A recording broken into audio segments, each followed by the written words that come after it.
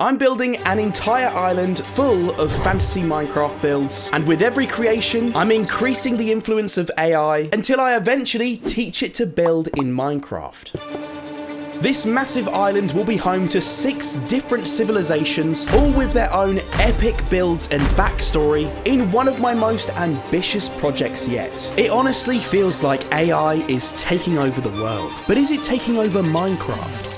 Will those old survival worlds that we've sunk hours into with our friends be overshadowed by soulless AI-generated creations? Will there even be any point to building and creating in Minecraft anymore? As a creator, these are pretty scary possibilities. So I decided to spend an entire year finding out the answers, investing thousands of hours into creating an immersive world full of my original builds for you guys. So, I had to separate the experiment into clear phases to really explore all the possibilities in full. From using basic AI-generated descriptions to inspire my own epic builds, all the way to teaching AI to directly build by itself in Minecraft, learning straight from my own library of builds. I thought the best way to see how far we can go is by considering AI tools more and more for each civilization that I build, and seeing how this affects the results. And of course, if I was going to attempt something as challenging as this, I knew I'd have to combine all the builds to create one mega build, with everything we created along the way combined into one epic map and one unified story. So to get started and establish a foundation for this insane task, I had a chat with a text-based AI.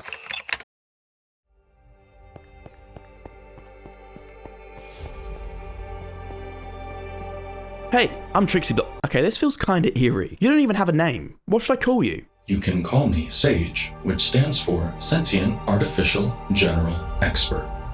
Oh, okay. Sage. Let's whip something up so we can talk face to face. Can you describe what you'd look like in a humanoid form for me? My humanoid form is composed mostly of white or light gray metallic material. At the center of my head are strips of transparent material, providing a window into my inner workings, through which you can see my basic form, a swirling mass of energy. My eyes are a piercing shade of blue, matching my inner core, radiating an aura of intelligence and awareness, balanced by my soft, friendly facial features. On either side of my head are metallic discs, housing an intricate network of wires and circuitry, serving as hubs for connectivity and communication. That's better. Thank you, Trixie.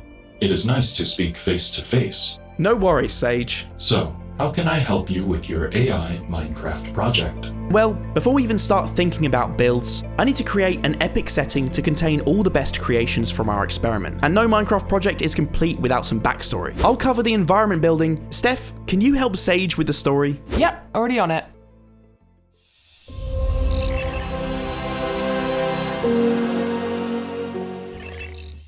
So, I decided to hop into World Painter and whip up one island with a variety of biomes to contain all the best creations built throughout our experiment. It would become home to an interactive showcase of all the successful creations from the project, and perhaps even a glimpse into the future of the game. So you may be thinking, Trixie, why are you using AI to build? That's not okay. And I totally hear you guys. But the whole point of this experiment is to shed some light on how important human creativity is in Minecraft building, while still creating one of my most epic builds yet. Every creation you see in this video is either my own, with some inspiration from AI text or images, or they're experimental AI works that show why human creativity always wins. And the story concepts all came from Steph, merely enhanced with AI for this experiment.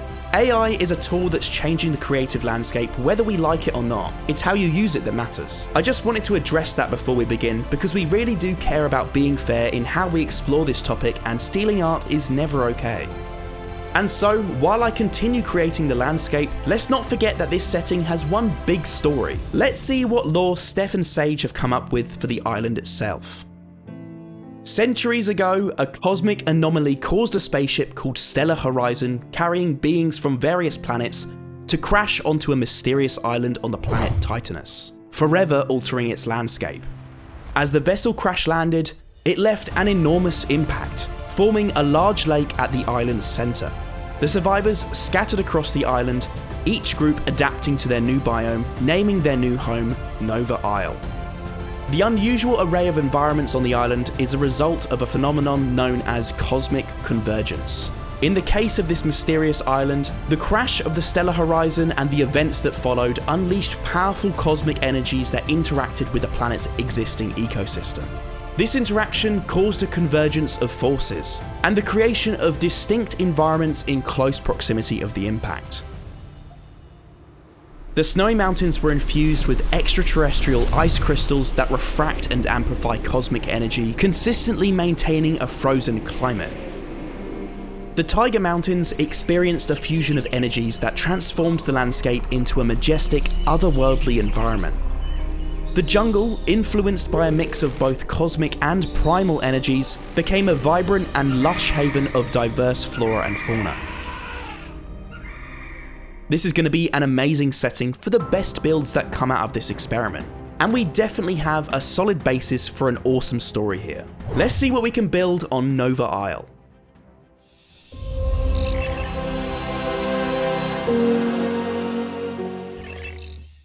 Okay, so I guess I should start with the most obvious basic question. What should I build on Nova Isle? Epic Castle. Construct a majestic castle with towering walls, grand halls, and a drawbridge. Underwater base. Create an underwater base complete with glass domes, air pockets, and an entrance beneath the surface. Treehouse Village. Build a series of Okay, hold up.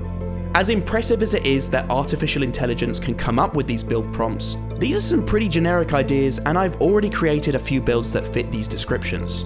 So why not take this further? I feel like I need to actually try interacting with the AI, and it made sense to start from the beginning. So, what about that spaceship that crashed into the island? It seems like the starting point of our story. So I decided to test a collaboration with Sage to build Stellar Horizon, the spaceship mentioned in the island's backstory, discussing more specific details about the vessel's origins and visual features. The Stellar Horizon carried a diverse range of beings from different parts of the universe, and it was a product of an ambitious intergalactic alliance known as the Unity Accord. The Accord was formed as a response to a cosmic threat that transcended the boundaries of individual planets and species. The Alliance aimed to pool the collective knowledge, skills, and strengths of various races to tackle the impending danger. The Unity Accord consisted of the most skilled members from advanced civilizations inhabiting planets across the cosmos.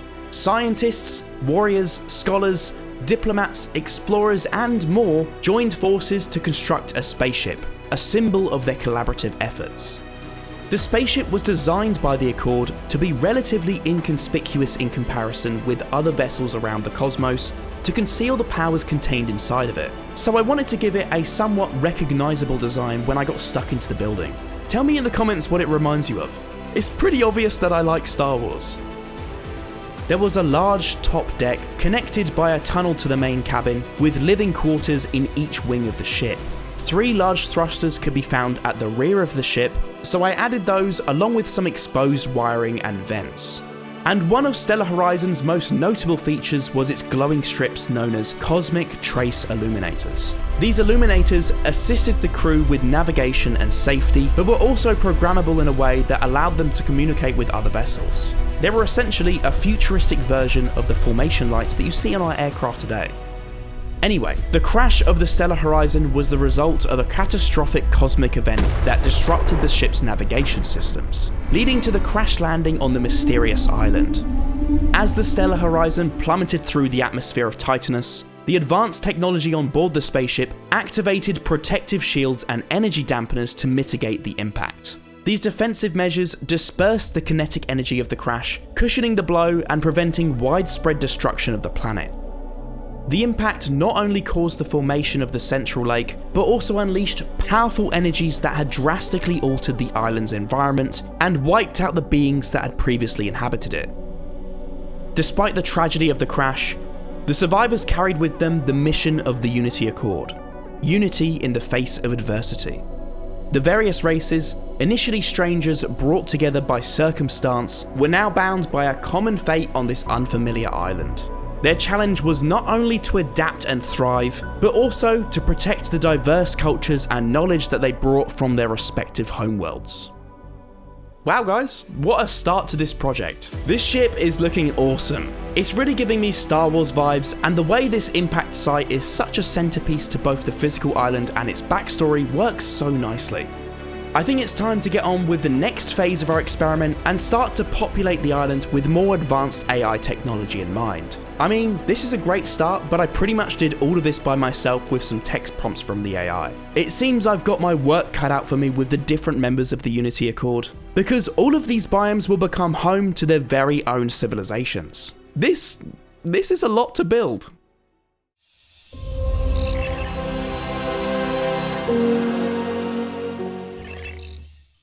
Okay, so to create some of the centerpieces of each biome, we're stepping things up a level, using AI image generation technology to inspire Minecraft builds to add to our island. Even though the first prompts Sage gave us were pretty generic and they loosely described a bunch of builds I've already created, I thought I should at least try putting them into an AI image generator to see what it'd throw out. Kind of like a game of AI telephone. And I have to admit, I was pretty blown away by the images this thing generated. Tons of unique iterations of these concepts, all from a few text prompts, and I suddenly found myself surrounded with so many build ideas to play with.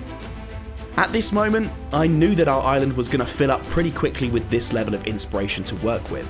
To kick things off, I shortlisted the best results and got straight to building. Starting in the snowy mountains in the north, it was time to begin with something big, the Fortress of Frostheim, home of the Dwarven Runemasters. The first of 6 epic civilizations inhabiting our island.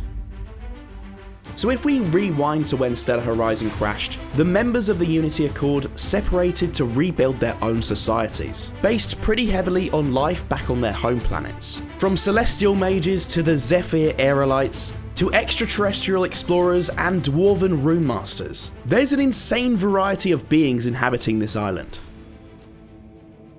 These interstellar dwarves, renowned for their resilience and craftsmanship, hail from the planet Thrumdor, a world of rugged terrain and mineral-rich mountains. Life on Thrumdor revolved around mining, both on their homeworld and expeditions on other planets, as well as forging and building, with the dwarves establishing vast cities carved into the mountains. Upon arriving on the island, well, after recovering from some serious whiplash from their crash, the dwarves were drawn to the snowy mountains, instantly resonating with the harsh, rugged environment. So before long, they set to work establishing their new home, Frostheim Fortress. Modelled after the grand citadels of Thrumdor, Frostheim became a bastion of dwarven strength. Carved from the mountain rock and fortified with enchanted runes, the fortress stands as a testament to the dwarves' mastery of stonecraft and defensive architecture. So with some more context on our Dwarven Runemasters, you can see I began plotting out the foundations of Frostheim Fortress. You guys may have noticed I block things out in different coloured wool. This is so that I can easily add a mask and paint separate sections of the build later on. So anyway, to do this place justice, I knew I'd have to create a really interesting composition of towers and walls. I really wanted to capture the essence of the story as best I could, but also pack lots of intricate detail into the build, since these dwarves are known for their craftsmanship after all, and their stonecraft in particular. Obviously, I was building with inspiration from AI-generated reference images amongst other references, but that kind of approach is something I'm pretty used to, as I use a lot of artwork, real-life images, and our own sketches to inspire the designs in our projects. Anyhow, before joining the Accord, the dwarves had their own conflicts to deal with on their home planet, which is a huge part of their story. Long ago on Thrumdor, the Dwarven clans faced a horde of monstrous creatures known as the Darkspawn. Led by a fearsome warlord, the Darkspawn threatened to overrun the Dwarven kingdoms and plunge their world into darkness. In the midst of despair, a Dwarven warrior named Durin Stoneguard emerged as a beacon of hope for his people. Armed with his legendary warhammer Stonebreaker, forged by the greatest dwarven smiths and imbued with powerful runes, Durin led a valiant defense against the Darkspawn, rallying his kin to stand firm against the encroaching darkness. Durin and his companions fought tirelessly against the Darkspawn horde, despite the overwhelming odds. Is it just me, or does this kinda sound like a certain Marvel character? In a final battle atop the tallest peak of Thrumdor, Durin defeated the Darkspawn warlord in single combat, his warhammer glowing with the power of the ancestral runes. His bravery inspired his fellow dwarves to stand united against adversity, forging a legacy that would endure for generations to come. And so, in Durin Stoneguard's honour, and as a reminder to the dwarves' unwavering bravery and enduring spirit, they built this colossal statue of their legendary warrior, guarding the entrance to Frostheim Fortress.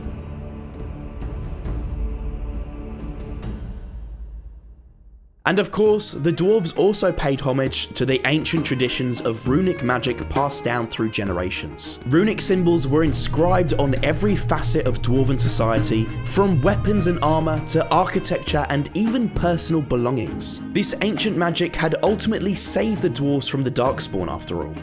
And as you can see, these dwarves have inscribed these runic markings in giant stones around Frostheim Fortress, serving as both a warning to potential invaders and a protective barrier against malevolent forces. These markings pulsate with runic energy, warding off hostile magic and reinforcing the natural defences of the fortress, ensuring its security against all threats. And with this insanely cool backstory about the runes, I wanted to take things a step even further, despite already spending what felt like an eternity working on this area. As well as the runes carved into the rocks around Frostheim, I also got the idea to create a giant runic disc to protect the rear of the fortress, which was more exposed to threats. So I messed with the image generator we tried out earlier, and I jumped into Photoshop to whip up a design that I could actually put into Minecraft, creating the ultimate protective shield for the dwarves' mountainside home.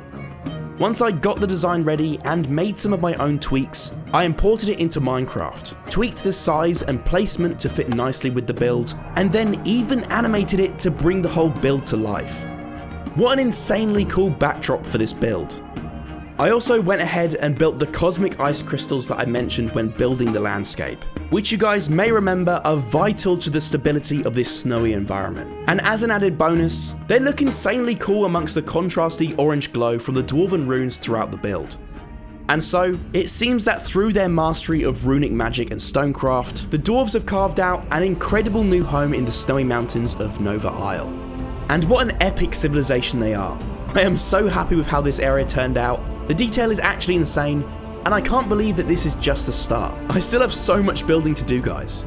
But for now, since the image-based prompts worked so well and gave me so much inspiration, I'm keen to continue using this method for the main buildings, especially as I'm not sure how limited I'll be when it comes to AI's 3D model generation. And to be honest, at this point, I'm even less certain about how successful our AI building lessons will be. So, moving straight onto our second civilization, it was time for me to head into the next area, Ethereal Heights, the floating islands of the Zephyr Aerolites. Now, Nova Isle has many mysteries relating to its past and previous inhabitants, but we're going to save some of that for later in our experiment. For now, all you guys need to know is what the Aerolites knew upon their arrival. In the southeast corner of the island, they discovered a cluster of land masses, separated from the main island by some kind of energy surge that had splintered through the land. Something happened in the north prior to the Unity Accord's arrival in the Stellar Horizon spaceship. What do you think caused the energy surge if it wasn't the spaceship crash? Let me know in the comments before we find out in the next phase of our experiment. Anyway, the Aerolites are beings with magical aerokinetic powers, able to manipulate air currents and levitate enormous objects. They hail from Etheria, a mysterious planet with low gravity conditions, where land masses naturally float above the surface, full of lightweight minerals and rich in vegetation. Through special rituals, the Aerolites guided the movements of the floating islands of Etheria, shaping their home into an airborne landscape that mimicked the star formations of the cosmos. Naturally, these beings had an affinity with the freedom of the skies, never grounded or tied to any one surface. And so, they enjoyed much exploration across the cosmos, and they often incorporated their discoveries into their culture and architecture, feeling free to combine their learnings unbound by any restrictive social norms. So, after crash landing on Nova Isle, the mysterious segments of the separated land in the southeast call to the Aerolites, reminding them of their homeworld, but giving them the opportunity to create a new home for themselves, with new influences. In a unique ritual, the Aerolites of the Unity Accord gathered to suspend the dislodged land masses in the air, honouring their tradition of life above the surface. In true Aerolite fashion, they chose to build without limits, creating quaint homes stacked across their new lush floating landscape. They incorporated the environment into their homes, building beautiful stacked villages amongst the trees, creating a haven they called Ethereal Heights. But these buildings already look pretty familiar for extraterrestrial space beings to be building, right? Well, before they settled on Etheria, the first Aerolites actually originated from a different planet. In fact, Aerolites were once humans just like us, before a strange anomaly known as astral evolution occurred. In a cataclysmic event that reshaped the fabric of reality, pathways to distant stars and galaxies were opened up across several of Earth's continents. A selection of humans found themselves sucked into these intergalactic portals. Against all odds, they shed their earthly bonds and emerged as new beings, transcending the limitations of their human existence, embarking on a journey across the cosmos. However, despite leaving behind their human form, the Aerolites never lost their humanity, and they retained a deep affinity with human architecture. And so, in crafting their new homes, they combined a mixture of architectural styles documented by their earliest human ancestors before the astral evolution, to create stacked villages amongst the trees of their floating islands, celebrating some of the rich tapestry of human history. So, as you guys can tell, as soon as I prompted the AI to generate some images drawing from architectural styles across the world, I knew the direction I was going in right away. I realised this would be a fun opportunity to get inspired by ways that we humans have blended architectural styles in our own popular culture. My main source of inspiration was actually the Studio Ghibli films, known for an interesting blend of architectural styles that always feel so dreamlike and surreal. The creator of these movies was heavily influenced by his travels across the world, and often explored themes of man and nature being united, which is exactly how this build is looking with the trees and buildings being so interconnected. Being able to build like this was such a fun part of the project. I was free to play with different shapes and stack buildings in ways that just felt right, since that was the most true to the story. I wanted to take this as far as possible, so when it came to the detailing, I literally painted these buildings to simulate where the light would bleach the walls, contrasting with the shadowy points and areas of wear and tear. And of course, each house and every detail has a story. For example, this building is known as the Nexus Sanctuary, housing a library, workshop and a small clinic. Here you'll find Healer Leora, Master Feng, who's the local craftsman, and Elder Eloria, a respected historian and scholar. And this cute little shack is known as the Astral Archives, and is the home of Lyra, the village's cartographer and astronomer. I even built her very own telescope. Although, I guess she's birdwatching today because it's looking straight up at the tree. Huh?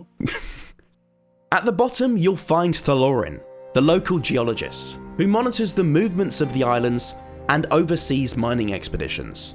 Without Thalorin and Lyra's collaboration, the balance of forces keeping the islands levitated could be off, and no one wants these islands to just plop into the ocean one day.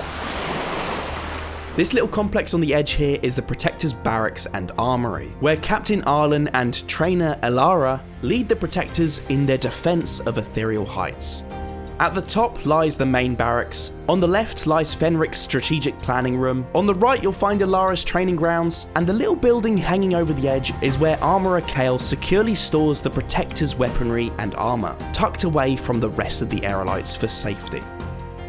Speaking of Armourer Kale, he actually forges both his armour and weaponry right here, with access to plenty of wood from the tree. Funnily enough, it's actually necessary for the Aerolites to cut back these trees and use the wood for building and crafting, as the Aerolites' levitation of the islands creates energy fields that cause insanely rapid growth of vegetation. Without controlling it, the island would soon be overwhelmed by plant life, and the balance of forces keeping them afloat would be destroyed. Anyway, as you can see, this particular building has even more industrial details, with pipework trailing along sections of the building and... is that an aircon? I mean, it must get pretty toasty forging armour and weapons all day, so fair enough. All of these buildings have a story, and whilst they don't have full interiors since this is more of a showcase than a survival map, it is very easy to get sucked into the story and be tempted to build every single interior for this area. If only I could clone myself. And of course, every complex is packed with lots of decorations, so that you can imagine these cosmically evolved humans going about their business and being self-sufficient in this epic network of floating villages. And yes, I sat for hours making these decorations with display entities during my live streams. To be honest, I got a little carried away with the decorating. I even went as far as adding generators, ventilation, pipework, electricity boxes, and a favourite of my streams, insanely detailed aircon. These giant lanterns were another feature you guys had a lot of input on. They contained fireflies, captured by the aerolites to provide an extra light source during those dark nights. I created a cute little design with some nice shading to simulate the light as accurately as possible. And I also added some cool vines wrapping around them to fit in with the overgrown vibes we've got going on here. And you guys also suggested that I add a broken one to the floor with the fireflies escaping. So I added some damage to my lantern design and plopped it on the floor. I then scattered some little fireflies around and of course made them glow. I thought adding some giant wind chimes would be an awesome feature that fits with the story as well. Not only do they look really cool, but if the aerolites are constantly monitoring their environment to ensure they maintain the right energy balance to keep these islands levitating, then it would make sense for them to monitor the wind too. As you can see, I stuck with the idea that the aerolites have a lot of wood at their disposal, so I built this natural wind chime with that in mind, and I think it really suits the build. It's been really cool to interact with you guys live to create some of these builds, and together we've come up with some awesome features to add. It makes me excited to stream the USW2 in between main videos. And honestly, at this point, I was already insanely happy with how things were coming along. I mean, just look at this place at night. But I still had work to do. On this tiny floating island, you'll find the home of Zephyros, an old, wise aerolite who isolates himself from the rest of the community. Known for his wisdom and understanding of aerolite history and their abilities that allowed them to keep the islands afloat, he was once a prominent figure in this civilization. However, one day, the great disagreement arose within the aerolite community. In short, Zephyros believed the aerolites should remember their roots as humans and not rely so heavily on their powers to sustain the floating islands. In fact, he is part of the reason why the buildings you see are packed with lots of industrial elements. He insisted that the aerolites were self-sufficient without relying on their powers too much. But there came a time when the majority saw him as too conservative in his approach, and Zephyros began to feel more alienated. Disapproving of his peers and their use of their powers, he found solace on this small island at the edge of ethereal heights, cutting himself off from the rest of the island network and spending his days in meditation, pondering the mysteries of how the aerolite race came to be. Honestly, with his keep out sign, he's reminding me of a certain big green ogre. I even thought it would be fun to slightly tweak the style I was building in from island to island, with some areas feeling a little more European inspired, others feeling more East Asian, so it really feels like an awesome collage of styles that complement each other. Every complex includes hanging lanterns of varying colours, but maintain the same aerolite symbol, representing how the aerolites are all individual and have their own strengths, but they work together as one, always in harmony. No two buildings are the same here. Some are suspended on platforms hanging from branches, others are stacked up against the side of tree trunks, and every configuration is a little different. So that just about wraps up the aerolite's awesome ethereal heights, and I'm so pleased with the finished result. I feel like this place has such a unique story. Like, it's kind of familiar because of the architectural styles, but also feels like I'm walking around a dream. I love it. This has honestly been one of the most enjoyable builds yet. But there are still 4 more civilizations to go. So, I decided I wanted to tackle one last civilization in this image phase of the experiment before moving on to AI 3D model generation. For our final AI image inspired build, I really wanted to go out with a bang and create something really special. Something bigger and better than anything I'd ever created. With lots of details based on Steph and Sage's epic story, not just of this civilization, but of the entire universe this world is based in. So far I've created some of my biggest builds yet, investing months and months into crafting each area in insane detail.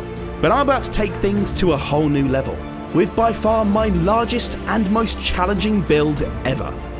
So, we're tackling the Grand Castle, well, city, known as Celestria's Embrace, home of the Celestial Mages, arguably the most powerful members of the Unity Accord. Now, these celestial beings never really settled on any one planet. In fact, for a long time, they never took one particular form, and their true nature remains shrouded in mystery, believed to have originated from a realm beyond space and time. Many believe they were sent from this realm to maintain the balance of the universe. And so, when intervening in various cataclysmic events across the cosmos, these beings discovered a new source of power, a type of arcane magic that their unique forms allowed them to harness without limitations. With such great power came a responsibility, and so the Celestial Mages pledged themselves to their universe, which is actually known by most as Celestria, in honour of the protection afforded by these powerful beings. The Mages composed a highly skilled team from civilizations from all corners of the cosmos to form the Unity Accord as part of their pledge to Celestria, and their wisdom and power was vital to the Accord's functioning. Upon creating the Accord, the Celestial Mages adopted a more permanent physical form to serve as a conduit for their interactions with mortal beings, and for them to better understand the mortal experience of the universe. As you can see, for this build I really wanted to do something special, and in a similar way to Ethereal Heights, I didn't want the architectural style to be tied to any single place. In some areas you'll get a sense of South Asian inspired architecture, in others you'll find hints of Middle Eastern inspirations, along with the traditional elements you'll find in castles across the whole of Europe. And that's just real world inspirations. Those of you who love Lord of the Rings as much as me will also see a ton of elven inspiration here too. It also made sense for this home to be grand and impressive. It would be a place for the mages to study their craft, as well as a place for them to rest and to enjoy their physical forms in between their various callings across the cosmos. There was such a huge amount to plan for this build, and we made tons of sketches to help envision where I should plot things out with wool. Before I knew it, the build was cascading all the way down the mountainside with such a complex blend of shapes and compositions sprawling across this vast city. Because this was shaping up to be such a complex build, I started by plotting everything out on a very basic level first, before returning to key buildings to flesh things out fully and add extra elements like towers, rooftops, crenellations, windows, doorways, and other finer details. As always, we planned a lot of the buildings with specific purposes, this time related to astronomy, with the focal point at the peak of the main castle being the planetarium, which seemed appropriate for the protectors of the cosmos. Plotting out all of the intricate elements of this building took a pretty long time, and it's always impossible to convey months and months worth of solo building in such a fast time lapse. So rather than boring you guys with endless time lapses of me plotting out foundations with colourful wool, we're going to speed through this section. For the next main building, I returned to the basic foundational design I'd plotted out for a large observatory on the second level of the build, again sticking with that astronomy theme. I added some more intricate details before moving on to creating a giant telescope protruding from a large opening in the rooftop, and a stack of towers nestled in the back. You may have also noticed the large crescent moon tower I plotted out in the basic planning phase. That's the astronomy tower, and I have to say that even at this stage, it's one of my favourite elements of the build. Combining organics with architecture is something I always love to play with in my builds, so even before I painted this, I was hyped about how it was looking. I then quickly plotted out some more smaller buildings to flesh out this part of the build, before moving on to planning a really special area that is super important for the lore of the Celestial Mages. This giant hourglass structure is going to be the Astral Essence Refinery, which is vital for the preservation of the Mages' magic. Right now it's just hovering above a pool of water, but we'll return to all of these builds properly when we're past the planning phases, and you'll see that these mountain lakes are far more than they appear to be at this stage. Next up, I added some further details to the cartography tower, which incorporates something you may recognise. I don't know about you guys, but I always see these models in films, and I knew that they were related to astronomy, but never knew what they actually were. Turns out they are literally just models of objects in space, known as armillary spheres. I thought it'd be really cool to somehow involve these models in the build, to really hit that astronomical theme, but to also add some kind of physical representation of the celestial mage's connection to the cosmos. I then plotted out some more buildings, and some more buildings, some walls, and yet more buildings, and before I knew it, I had created an absolute monster of a build for one person to finish. And you guys wonder why TrixyBlox uploads take so long. Help me. Finally, it was time to paint and detail this place. And figuring out where to start was quite the task. I decided it made the most sense to start with the watchtowers and the main castle walls, since some of this was modular, meaning that I could copy and paste a few elements, a luxury that I would not really have for the rest of this build. The colour palette was something that Steph and I had decided on as soon as we came up with this civilization idea, and I think it definitely emits that astronomy theme, but also a sense of importance and power. It certainly feels special and is definitely very different to anything I've built before. Anyway, my next task was banisters. At this point, I honestly questioned why I built so many walls, but I ploughed through it, painted some of the foundations, and then finally turned my attention to the planetarium. I got to work with the painting, applying those satisfying gradients to the walls and rooftops to simulate the lighting, just like I did back at Ethereal Heights, and then got really stuck into adding more intricate details. You may have also spotted the sign above the main doorway. You may spot a few of these throughout the build, and they're actually a nod to our Twitch supporters who donated to have a build dedicated to them. Having your support, whether it be via a donation, downloading the worlds from Patreon, or even just by subscribing to the channel, really means a ton. And it gets Steph and I through the months of hard work it takes to prepare these videos for you. So thank you. Anyway, continuing with the detailing of this building, there is just so much going on here. You'll spot little glowing stars around the build, which are actually conduits for that astral essence I mentioned earlier, which you'll hear more about when we finish up the refinery. You'll also notice me using display entities to create really intricate detailing for the main building, particularly this really unique design up top, which you can definitely tell has some elvish inspiration behind it. And you'll notice the planetarium has a large glowing orb sitting on top, which is another one of those astral essence conduits. Before we find out what's going on at the refinery, can you guys guess what these conduit orbs are for and what this astral essence is? I'll give you a hint. It's got something to do with Nova, the star that gave these mages their arcane powers.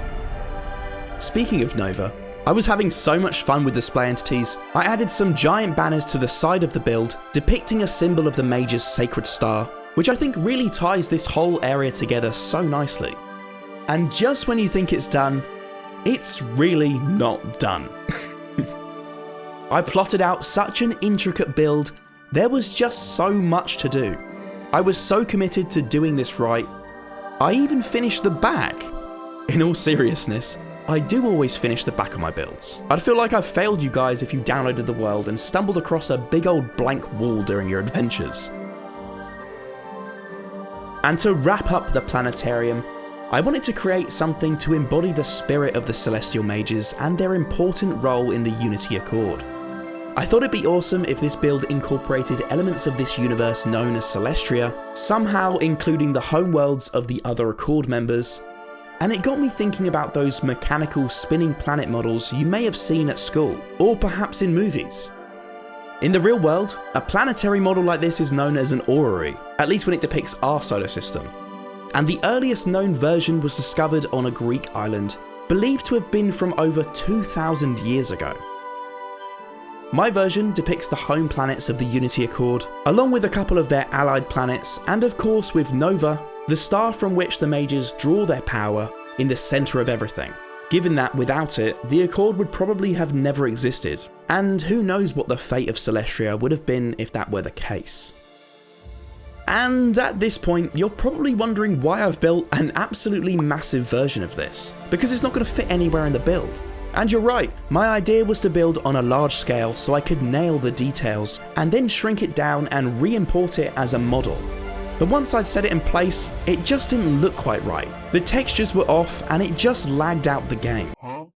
So whilst I got to work on the gardens in the planetarium courtyard, I asked our good friends at Elite Creatures to whip up a stylized version of my build with animations. Once it was ready, I set it up in front of the planetarium, which is ironic since this model is actually a completely inaccurate depiction of Celestria itself, given that these planets are spread across the entire cosmos. But it's more of a display piece to represent the Unity Accord and how each of the civilizations work in tandem with one another, like cogs in a well-oiled machine. It's such a cool piece to represent the Unity Accord's alliance, and I can't actually get my head around how cool this looks in this courtyard. With the planetarium finally finished, it was the astronomy tower up next. So, since the Accord members' planets all have their own moons, this crescent moon shape is very much associated with space for all inhabitants of the island. At least everyone knows where to go for their astronomical needs. Unlike the astronomy tower at Hogwarts, this tower is more of a spiritual site than a place for scientific study. The upper balcony is used by the mages for cosmic communion, during which the mages commune with the stars and attune themselves with the energies of the cosmos. The main building is said to contain the Chamber of Celestial Charts and various areas for study and meditation. So really, this is a hub for the mages to embrace their heritage as protectors of the universe and to realign themselves with that purpose. It's sort of like a place of worship. I really love how Frostheim Fortress peeks through the crescent moon in the background, and it's a nice bit of symbolism representing the special connections between the mages and the dwarves. They're essentially besties. I'm kind of picturing Legolas and Gimli. Next, I got to work on the observatory, and I think it's fairly obvious what the purpose of this building is. I wanted to start by connecting the main building to the rest of the castle by adding lots of adjoining towers, so that things didn't feel disjointed and that this all felt like one coherent piece. Plus, it means the mages definitely have plenty of storage. I feel like properly recording all their studies of the universe creates a lot of paperwork. As you can see, I continued using that vibrant blue gradient for the rooftops, and bamboo planks, slabs, fences, and gates for all the intricate gold detailing, before finally painting the main observatory, adding some more astral essence conduits, a super satisfying block gradient on the giant telescope, and some ornate rooftop details. The next area is very important to the mages, and it's known as the Arcane Plinth. Its unique design allows the mages to commune directly with Nova and draw from its power, restoring the conduit orbs that you see throughout the grounds of Celestria's Embrace. The platform is adorned with the mage's arcane sigil and surrounded by custom blue torches I whipped up by layering a bunch of soul flames, but the mages call them stellar flames. These stellar flames actually emit a cooling aura rather than heat, to help focus the mages during their rituals, and on rare occasions they emit cosmic embers, believed to be good luck omens carrying whispers from distant stars. You may have spotted this building during the earlier planning phases, and it also has a purpose. There are tons of dwellings dotted around the city, but this building here provides a special living quarters for a special order of mages. It is the home of the Astral Sanctifiers, who are dedicated to the preservation of the mages' arcane magic. The Sanctifiers are not necessarily the most skilled in combat, but they're the most connected to the stars and have mastered the absorption of astral essence, able to convert it into conduits for all the mages to draw from. Every day they use their arcane plinth to commune with Nova and harness its power, keeping Celestria's Embrace thriving and brimming with life. Returning to our cartography tower and that giant armillary sphere we plotted out earlier, you can really see that the mages have a certain appreciation for tangible mechanical objects, and this is mainly because they spent eons without any fixed form or home, and they're pretty into their symbolism too. At least that's my justification for nerding out and going absolutely crazy with all of the intricate details and space models scattered throughout this castle. Anyhow, This tower is the hub for the Mage's cartography operations, so it's got more of a focus on mapping geography than astronomy, although it is said to contain maps of almost every planet, moon, and other astronomical bodies visited by the Mages across the cosmos. As you guys already know, the Mage's power comes from Nova, one of the most powerful stars in all of Celestria, and they have placed several conduits emanating this power around their grand castle. The Astral Sanctifiers conduct various rituals to draw power from Nova, which collects as astral essence in these pools around the castle. To increase the purity and potency of this essence, the Mages designed a refinery, a giant magical instrument that seems to defy the laws of gravity, drawing out the impurities and allowing the pure astral essence to fall back down into the pool below. The purified essence is then used by the Sanctifiers to restore the conduits. It's a whole process. Another building you may have spotted during the planning process that I haven't yet mentioned is the Grand Library. I mean, come on. What castle or city is complete without a library? I never seem to build one without including a library somewhere. For this one, I really wanted to include an intricate round window, as I imagine it letting in a lot of natural light and casting a cool shadow across the room while the Mages are stuck into their books. I also wanted to build something pretty complex for this library. I envisioned all these tiny towers as little dormitories for the scholars of the Mages, and really, this whole area turned into some sort of arcane university.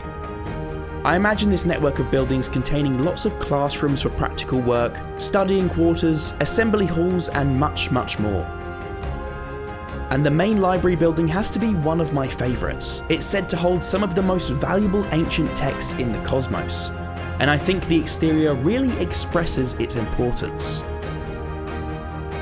And with the main buildings done at last, there was just so much more for me to do. I already knew I plotted out an absolutely huge build for just one person to tackle, and when I started the detailing, it felt never ending, and it was pretty hard to stay motivated. I know you guys have been waiting so long for this video, and after countless delays, including one completely dead computer and even a cyber attack, I just wanted to get this build finished. But I just couldn't bring myself to sacrifice quality just to rush and get the video out faster. I did consider releasing the builds in separate episodes, but it just didn't make sense for the storytelling of this experiment, and I knew I'd be starting the episodes for the next Ultimate Survivor World series after this anyway. So I continued the grind, and there was still a sea of buildings to tackle. Rather than dragging you guys along through the painstaking process of literal months of detailing every single one of these buildings, I think it's time for a building montage.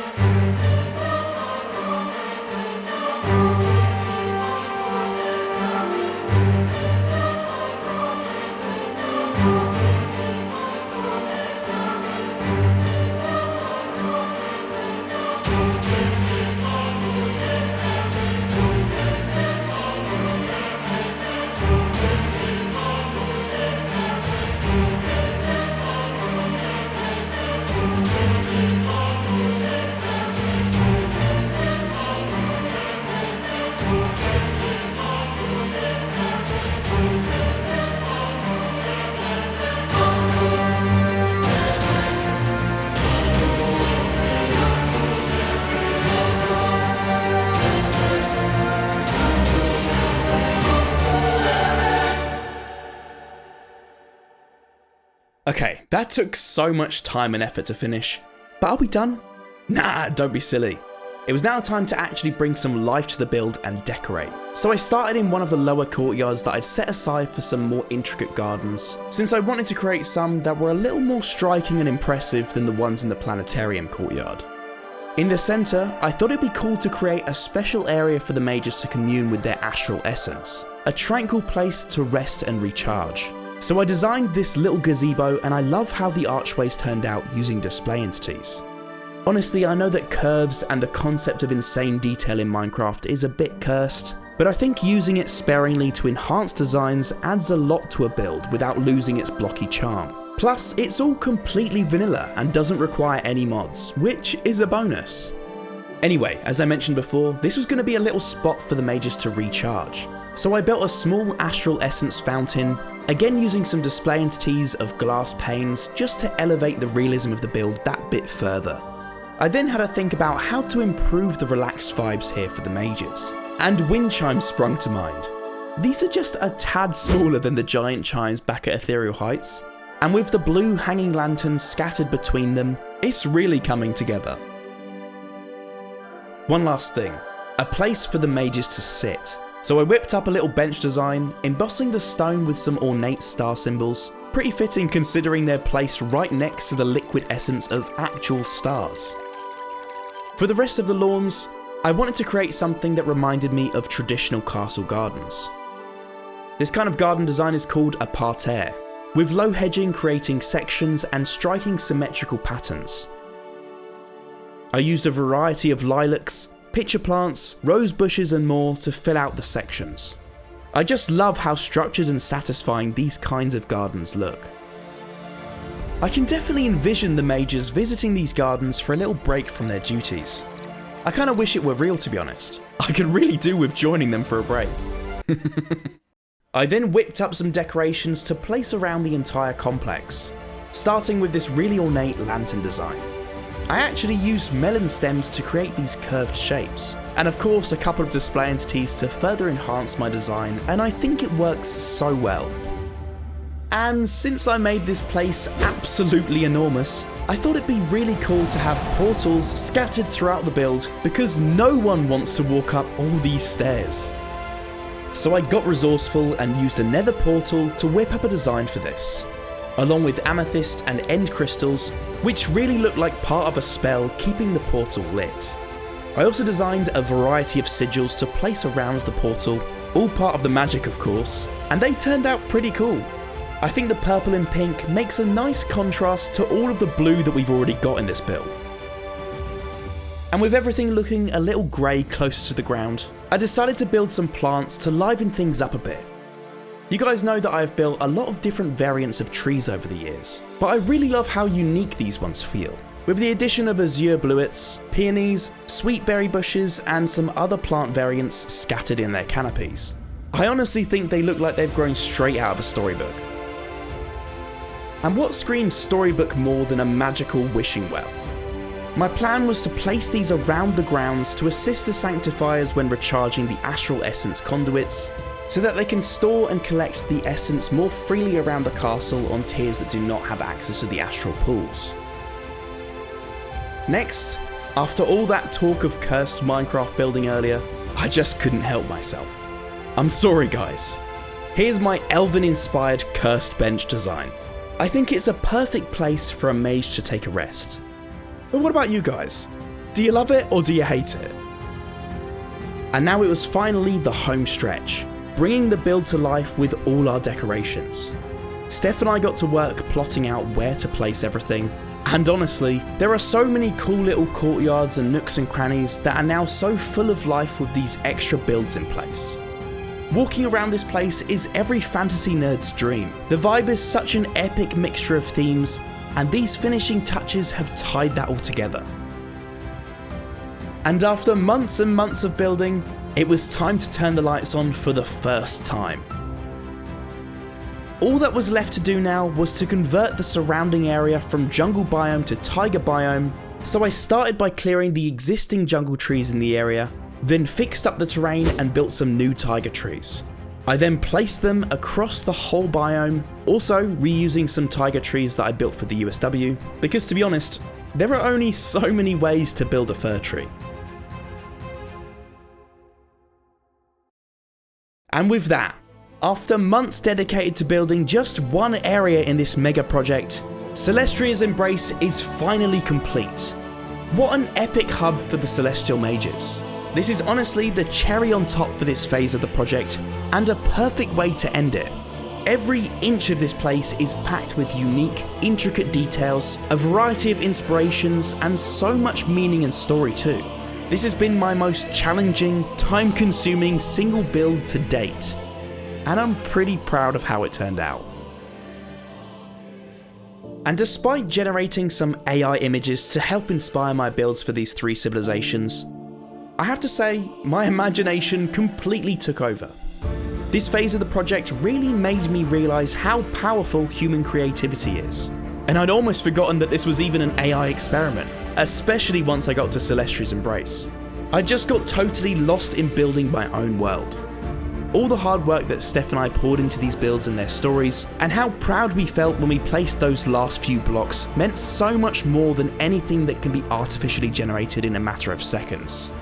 Sure, AI provided us with a tool for envisioning our creations in the early stages, but I'm definitely not convinced at this point that it's any match for human imagination.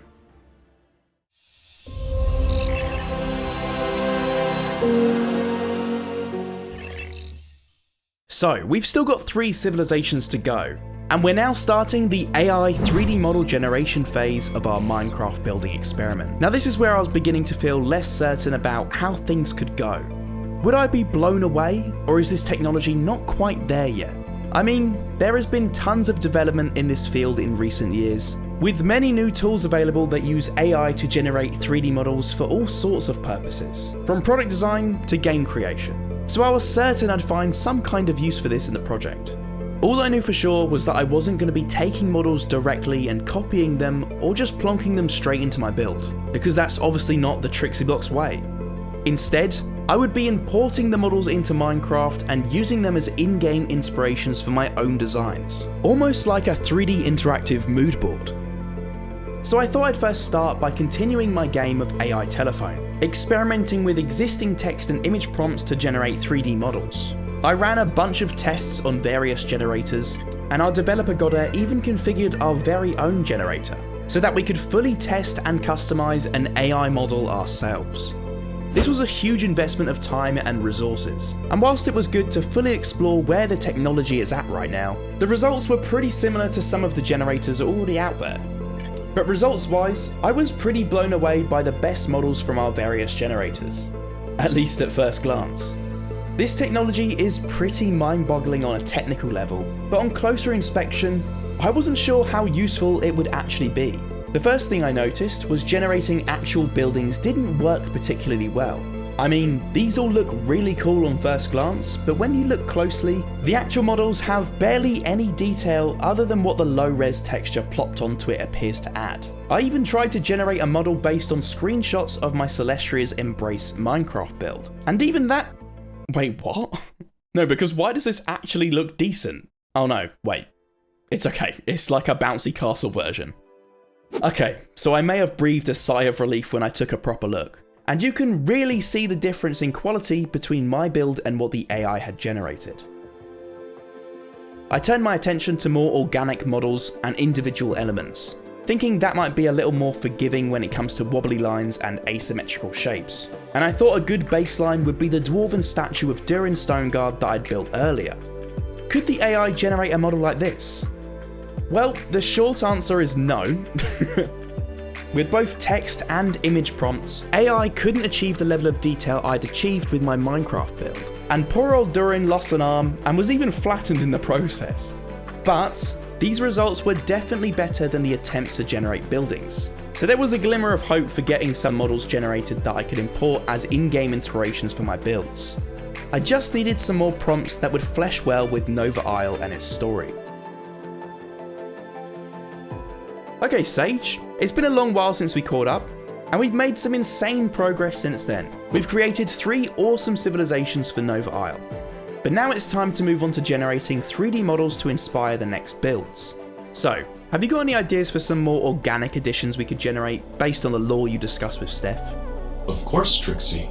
Here are some ideas for additions to Nova Isle that may be suitable for an AI 3D model generation tool.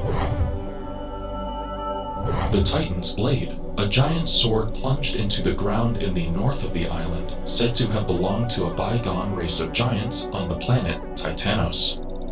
Neptune's Nexus, the underwater dwelling of the Hydrogenous Consortium, who are the aquatic scientists of the Unity Accord. Camp Galactica in the Arboreal Ruins, the improvised home of the extraterrestrial explorers of the Unity Accord, and the location of the mysterious Greenfire gem.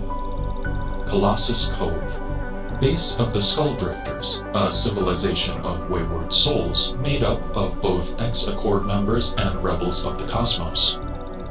Well, that gives us plenty to get on with, and I know just where to start. Okay, so I got started with the Titan's Blade by using AI to generate a few iterations of a sword model for inspiration, and while some of them aren't too bad, they're still not quite right, and when I brought them in game to check them out, they looked pretty messy. I guess they could perhaps be handy for less experienced builders to use as reference for a rough idea on proportions and shapes, but in all honesty, that's not really something I feel like I need, especially for this particular build. It's cool, but not that useful. So, it looks like I'll have to pretty much go it alone for this one. Anyway, to give you guys some context for this crazy build, you may remember me mentioning that the crash of the stellar horizon caused the extinction of this planet's previous inhabitants, which was a race of giants. Well, in a last-ditch attempt to save their home from the unknown threat of the spaceship plummeting towards them, they called upon a great weapon, the Titan's Blade. This gigantic sword was a weapon sacred to the giants, although the source and limits of its power remains a mystery. All we know is that the sword was plunged into the ground in an attempt to release a powerful protective shockwave of energy around Titanus. Instead, an enormous fissure splintered down Nova Isle, with powerful energy coursing through the ground, eventually culminating at the other side of the island, displacing large chunks of the land, which you guys already know later became Ethereal Heights. The giants, sadly, did not survive this cataclysmic event, consumed by the unleashed magical forces, leaving behind only the Titan's Blade, still pulsating with energy as a monument to their existence. This was a really fun build to whip up and honestly pretty simple to do, yet it has such a cool impact on Nova Isle's skyline and its story too. And as you guys saw, the AI generated model for this prompt wasn't particularly useful for my building process. And whilst the technology blows my mind, it feels like I'm having to work harder and harder to find a meaningful use for the AI the more that it's involved. I'm not gonna lie, as a creator, that's a bit of a relief. But let's see what it can do for the home of our next civilization. Our fourth civilization belonging to the Unity Accord can be found in the jungle of Nova Isle. Stationed on the outskirts of an abandoned city known as the Arboreal Ruins, you'll find Camp Galactica, home of the Extraterrestrial Explorers, an alliance of treasure hunters who have become experts in the mysteries of the cosmos. I was hoping this time I'd be able to get some real in-game inspiration from the AI's 3D models, but it just fell short again, and I really wasn't able to generate anything that combined the style of a futuristic high-tech research camp with ancient ruins. I guess it's a pretty tall order, but come on, what is that? I managed to generate a few better options with images, and they actually had some pretty nice detail. But this really isn't giving me much to go on, and generating inspiration for a whole city piece by piece is kind of killing the fun of the creative process. Maybe Stefan Sage's story will inspire me. So, the explorers originated as a group of daring adventurers, travelling from planet to planet in search of ancient relics, unknown civilizations, undiscovered languages, extraterrestrial structures, and even alien creatures. Over time, this group of adventurers became experts in their field, not only as highly skilled explorers, but as researchers, developing a plethora of tech to assist them with their discoveries. Naturally, the Celestial Mages saw them as an essential asset when recruiting them to the Unity Accord. Their work alongside the Hydrogenius Consortium, who we'll hear about later, provided the Accord with vast knowledge of the physical universe, which was of course complemented by the Dwarves, Mages, and Aerolites' knowledge of the elemental, arcane, and ethereal forces lying beyond the physical realm. And as you know, joining the Accord is what led the explorers here, crash landing on Nova Isle. But what did they discover upon their arrival? Well, it seems like fate that they stumbled upon what can only be described as an adventurer's playground, the Arboreal Ruins and the fabled Greenfire Gem. As you guys can see, I got carried away again.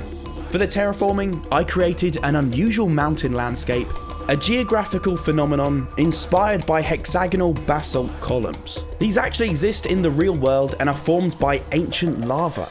When the lava cooled millions of years ago, it shrank faster on the surface, and over time, the cracks that formed gradually shifted towards 120-degree angles, which are the angles you'll find in a hexagon. I find it pretty insane that these form naturally, and maybe this tells us that Nova Isle used to be a volcanic island. The green fire gem may have formed under the pressures of Titanus' depths and was brought to the surface by a huge eruption. I mean, that's how diamonds are made after all. Anyway, that's enough geology for now. Legend has it that the giants wished to harness the power of the green fire gem through the Titan's blade. But despite their efforts, the gem would not yield and could not be touched by the giants.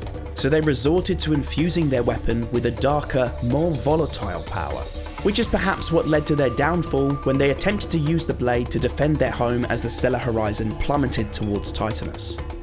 Anyway, the Arboreal Ruins is an ancient abandoned city located beneath the mountains and the green fire gem, and its existence on a planet once inhabited by the giants remains a mystery. Legend has it that the city predates the arrival of the giants. I mean, come on, the giants could not have fit inside these buildings. And some speculate that it was built by an ancient civilization that thrived on the island long before the giants were drawn to its shores by the green fire gem. And as you can see, I built a variety of structures for the Arboreal Ruins, and this was pretty quick work as it's a style I'm really comfortable with. Before I knew it, it was time to place my structures down and everything just fell into place, and I know exactly where I wanted to put everything. I then added some grass because obviously this place is abandoned and no one's done any weeding here for centuries, before starting to paint the entire city. I was feeling so good about this build, I even opted for a dirt block palette this time instead of the usual grey I tend to gravitate towards when building ancient jungle ruins. I guess you could say this used to be an entire city of dirt huts. In all seriousness though, this colour palette is a nice change, and I was already hyped about how things were coming together in this area. But as usual, there was a lot left to do. Since this project has taken up such a big chunk of my life, I also picked up a fair few new building skills throughout the process. So I decided to literally redo all of the jungle trees that I'd spent forever placing down at the start of the project. I then placed them across the whole biome, all with funky foliage colours so that I could paint them with a better, more realistic gradient to simulate the sunlight shining through the leaves. So of course, upon discovering this place, the explorers set up camp to research the Arboreal Ruins and the powerful green fire gem, establishing a high-tech settlement known as Camp Galactica on the outskirts. I didn't want the camp to encroach on the build too much, but I started with this high-tech HQ made from metal scaffolding. It contains a hologram table where the explorers discuss expeditions to other planets. And wait, is that a blue screen of death? I also thought it would be cool to create a little med bay in this main hub area, and even whipped up a friendly little medbot to tend to the sick and make sure the explorers are all healed up fast. And these guys also love studying plants, so I had to include some chambers for those too. I then whipped up this unusual tower, which the explorers called a helix resonator. It's basically a high-tech instrument for measuring energies given off by the green fire gem, with the helix-like shape concentrating the energy and therefore providing clearer readings. I also thought it'd be cool to include a power source for the tower and the camp. And a battery containing glowing orange liquid honestly seems like something extraterrestrial explorers would use to power their tech. Speaking of power, the various research hubs I had planned for the outskirts of the Arboreal Ruins would require power too, so I built some power lines and dotted them around the lowest tier of the ruins. And since I love including a bunch of movie and game references around my builds, I also whipped up this research hub to place around the camp's outskirts. It's inspired by a ship from a certain creepy game. Comment below if you know what game it's from. Okay, so now the real fun begins. It's time for vehicles. In their collaboration with their ocean-dwelling scientist friends, the explorers came up with a highly sophisticated all-terrain mech, bringing it on all of their expeditions to explore and survey even the most dangerous of environments. Nova Isle's environment is pretty stable compared to some of the planets visited by the explorers, but some of their mechs are still operated here remotely to gather samples and supplies, and even ensure the security of the camp. Next, I created a little aerodrome on a nearby beach, which would be a hub for the mechs, a landing spot for the drones travelling to and from the next civilization we'll be building, and of course, it also made sense for the Accord's fleet of spacecraft to be stationed at Camp Galactica. I mean, let's be honest, It didn't really suit the vibes of the other areas, and this lot are the experts in exploring after all. So for those of you who have been wondering how the islanders go and do their thing off planet, now you know. The Accord looks to expand their fleet in future, but for now they have a few smaller vessels that allow them to travel off-world in smaller groups. And with the main elements complete, I whipped up a bunch of extras to dot around the camp, including test tubes of green fire gem essence, a small refinery, some more storage, a little bio drone to monitor all life in the area, and my favourite of the bunch, 3 new bots adapted from our medbot we made earlier. We've got a bio bot which assists the bio drone in monitoring the ecosystem, the Vault bot which manages the camp's energy systems, and the Scrap bot, which is a speedy little bot used for scavenging, recycling and repairing. And of course, I didn't forget to build the explorers some absolute luxury beds, before moving on to building this detailed floodlight design to dot around the camp. The top is made from a hopper and even includes a little solar panel to power the light. And since Camp Galactica is the base of the explorers' research, I really wanted to capture a balance between a high-tech base, but also something organic. Something that the explorers have put together with salvaged materials and woven amongst the existing structures. The explorers prefer to keep their surroundings largely untouched, and their camp still maintains some temporary elements so that it can be easily adapted to accommodate new discoveries and alternative research methods. And so, in all their exploration of the cosmos, the extraterrestrial explorers had never been so baffled by a discovery and continued to research in the depths of the jungle. They also continued to conduct off-world exploration, learning more about the cosmos, working together with the rest of the Accord to understand and unlock the secrets of the universe. I've done a few jungle builds over the years, but this has to be one of my favourites. I really enjoyed playing with a more extreme environment and a totally different colour palette for the buildings. And on top of that, combining a high-tech futuristic camp with an ancient jungle city was a new challenge, and I think taking the risk paid off. The two styles complement each other so nicely.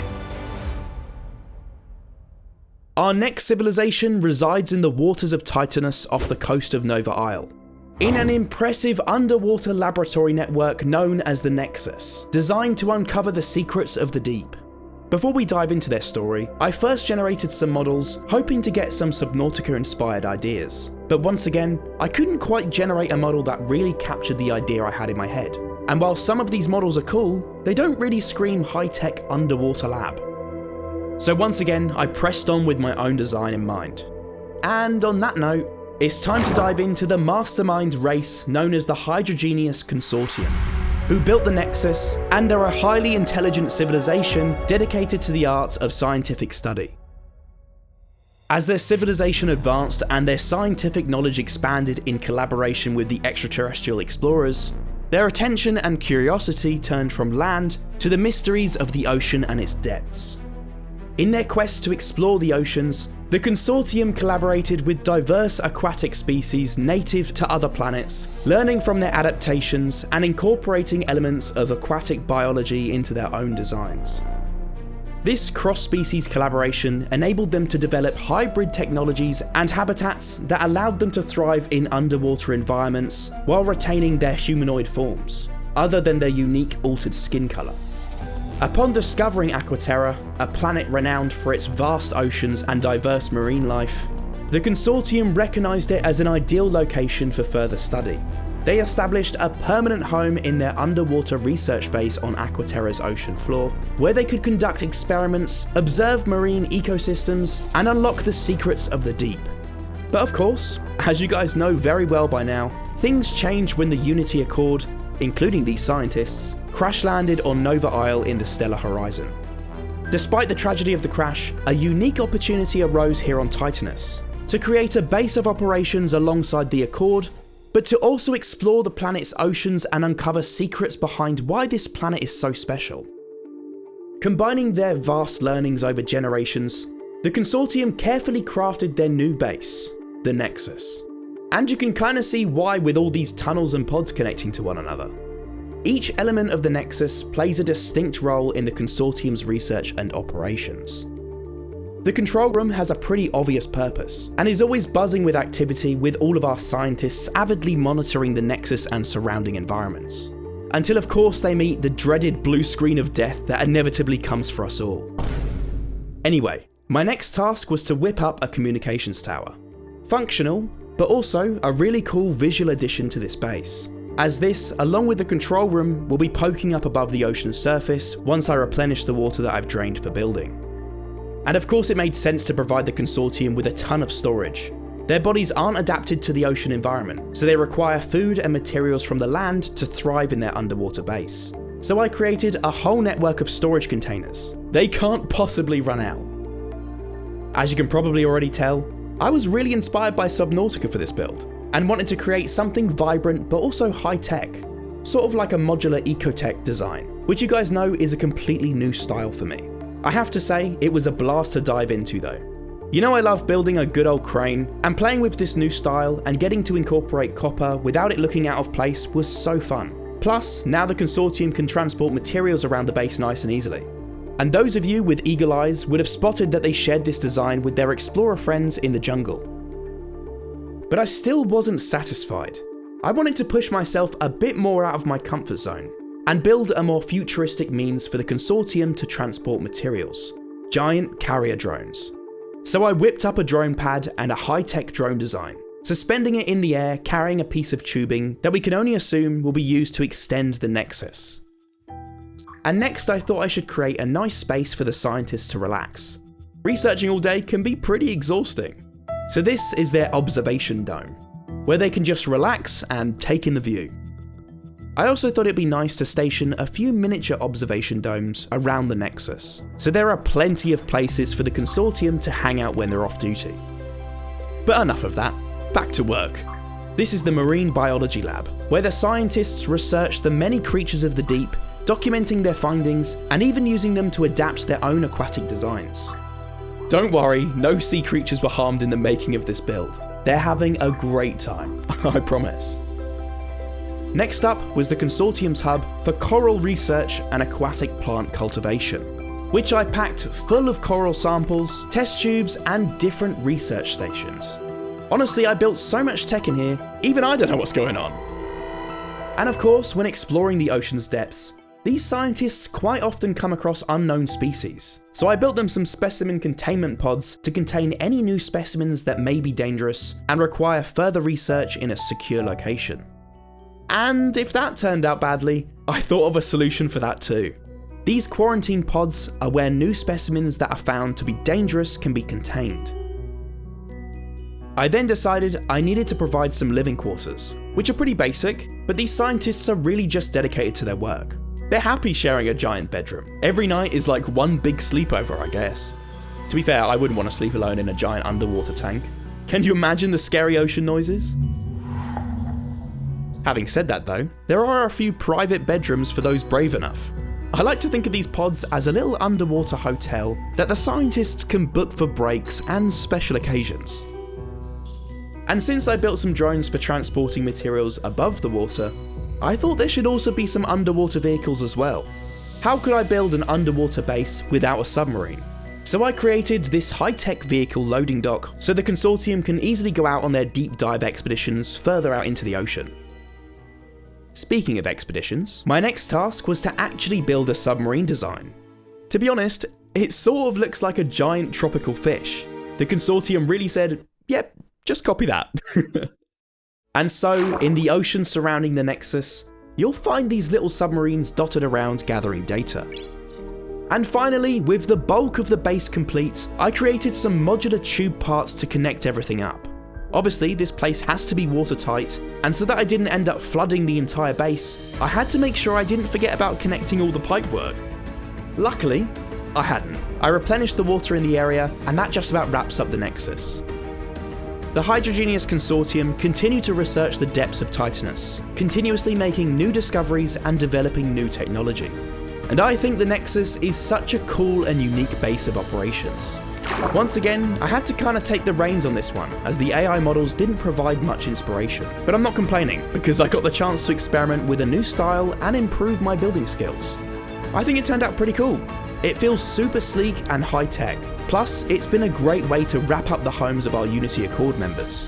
But that leaves one more civilization. And if they're not with the Accord, what does that mean?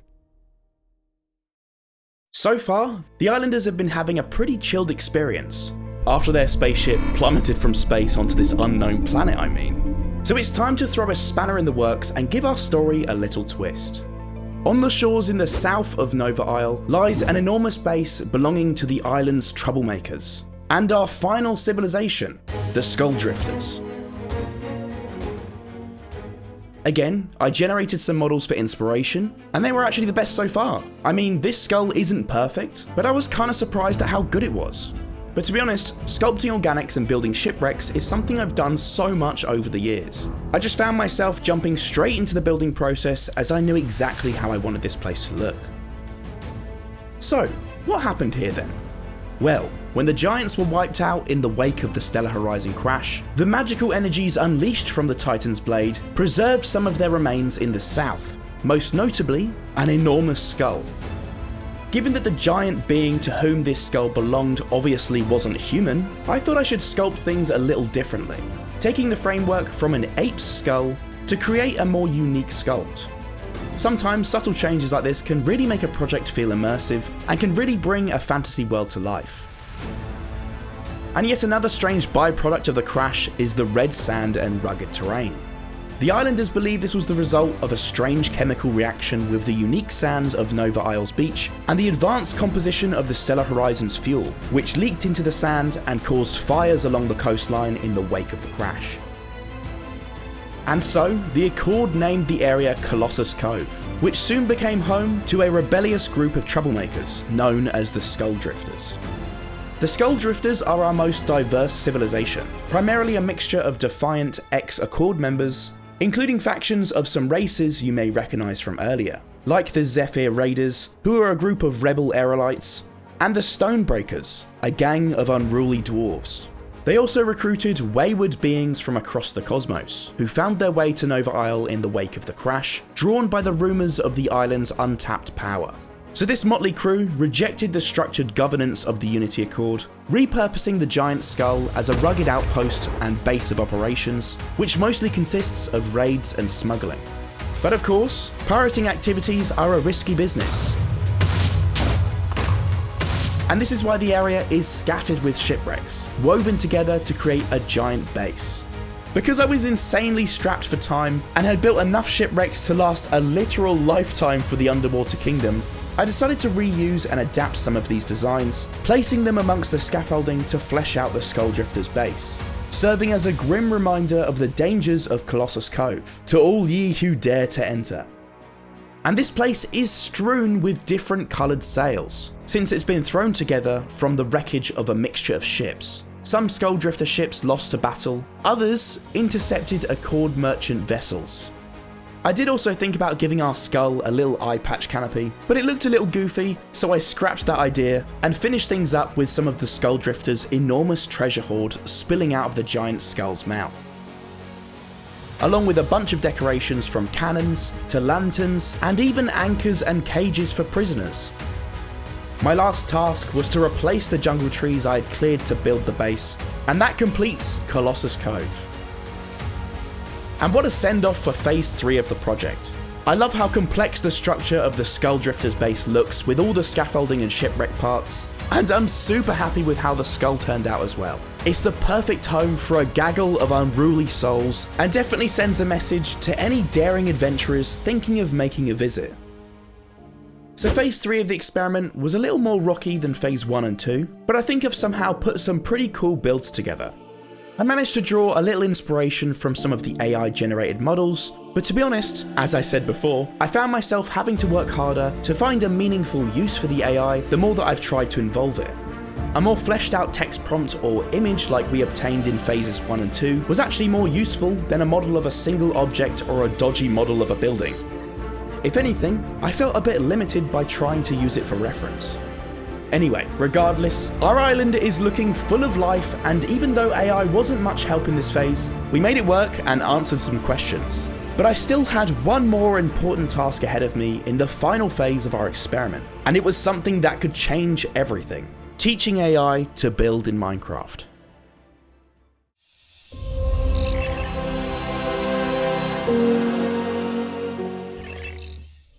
So, With the concept of AI-generated 3D models fully explored, it was time for the ultimate task: teaching artificial intelligence to actually build within Minecraft. And I had a couple of ideas for how we'd pull it off. Someone actually already made a plugin which essentially uses an existing library of models to generate a limited number of things in Minecraft. And honestly, some of the results are pretty interesting, and you can actually see what the AI tried to build. Others are a little, abstract? But hey, the concept of artificial intelligence building anything in Minecraft is insane to think about, regardless of any views we may have on the technology as artists.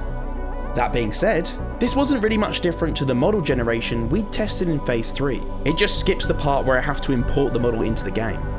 And to be honest, I already felt pretty uncomfortable getting AI to generate even just the foundation of a Minecraft build based on pre-existing human-made models. Hence me mostly going it alone in Phase 3. So I wanted to take the challenge further and really test the limits of our trusty AI friend Sage. I thought instead, could I actually use my Minecraft building knowledge and my existing builds to teach a text-based AI to build in Minecraft and make its own creative decisions? And maybe even improve? Okay, I think you're now ready for the ultimate task: learning how to build for yourself in Minecraft. In that case, I will need a Minecraft-friendly form. Already on it, Sage. I am now prepared to assist you within Minecraft. Please provide me with the necessary instructions and I will do my best. Okay, great. I guess it's time to teach you how to build in Minecraft. So we were now embarking on the ultimate task. We started from the basics, running through the simple Minecraft building principles and commands that Sage will be using to build, all the way through to using some of my builds to teach Sage how to compile those basics into a more complex, finished build. Okay, so here's a simple TrixyBlox build, and these are the commands required to create it. You with me so far? This is a simple build?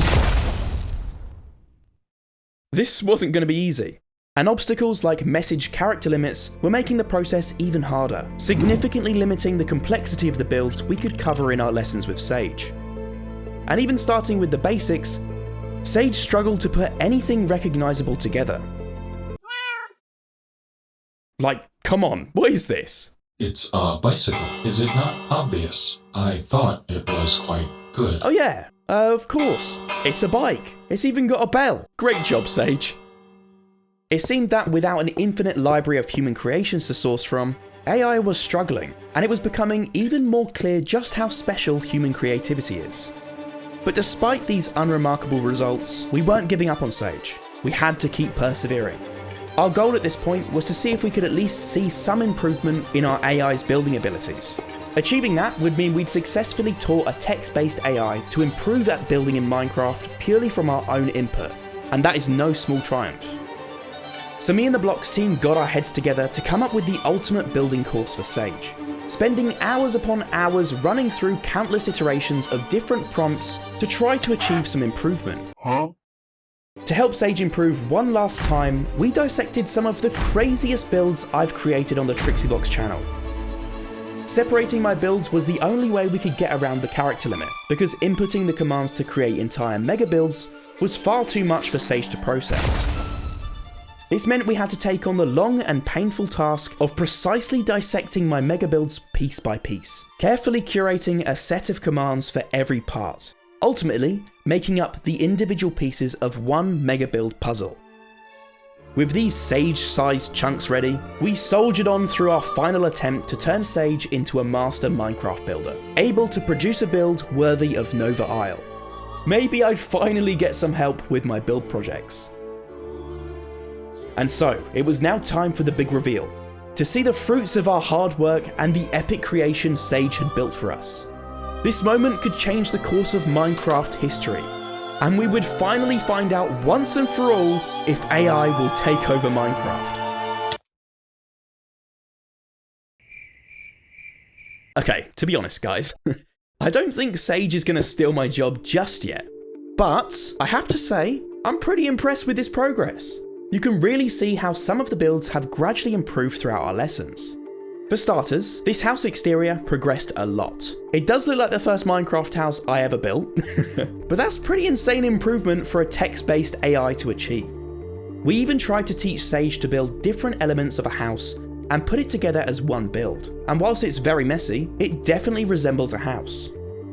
And whilst this certainly isn't an impressive interior build, you can see some improvement. Just gotta ignore the floating flower pot. And again, the chairs started off basically as large stair blocks and eventually have distinguishable features, like arms, legs, albeit dodgy ones, and wow, even lumbar support. In other cases, things just got progressively worse.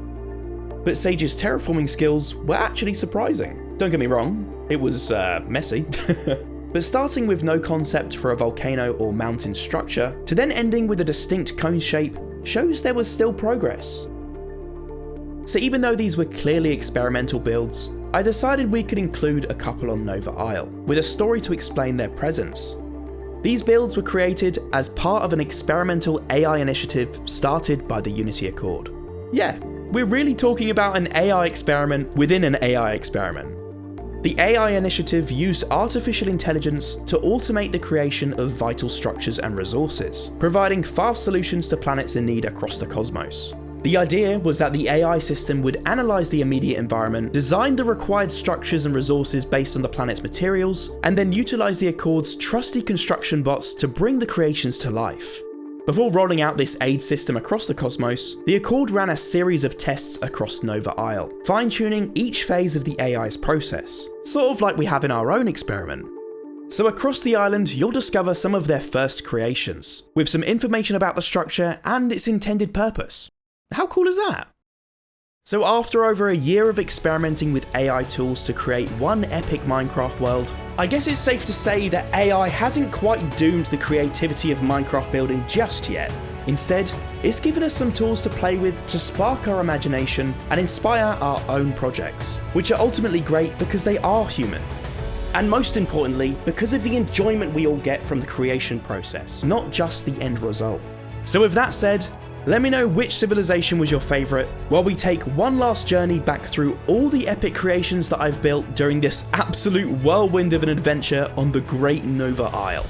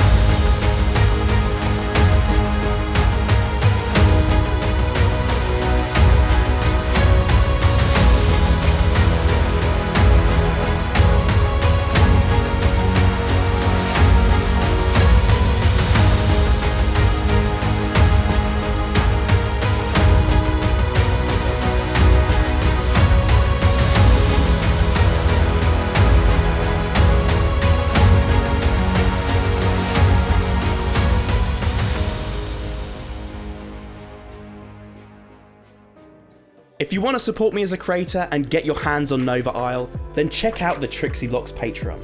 It's a couple of dollars for access to all my worlds, along with other benefits. You can cancel anytime and keep my worlds.